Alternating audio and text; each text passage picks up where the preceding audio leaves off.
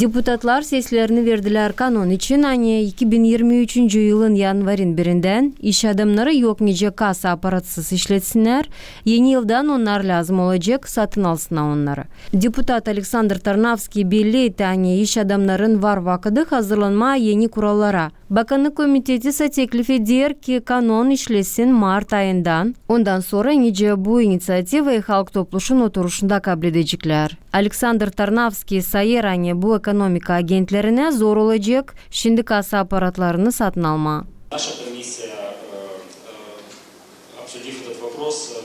Bizim komisyamız çıktı teklifle bu kuralları geliştirmeye 2023 yıldan. Çünkü insanlar dil hazır, şimdi kasa aparatlarını satın alma. Bundan kare ekonomik agentleri lazım, işçilerini de üretsinler bu kasa aparatlarında çalışma. İş adamları angıları tek ödemek için kanununa göre işlerler, lazım olacak kasa aparatını yeni 2023 yılından mutlaka edinsinler. Nişanladı Gagauziya'nın Ekonomika İlerletmek Bakanı'nın başı Natalya Чувальская.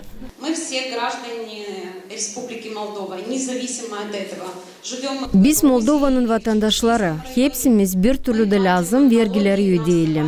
Çoğu sonra söylerler pensiya parasını kabul etmeyerler. Medicina sigortasının ödemesi yardım edecek, pensiya hem medicina hizmetini kabul etme. Социальный фонд, как медицинский фонд и уплачивать налоги.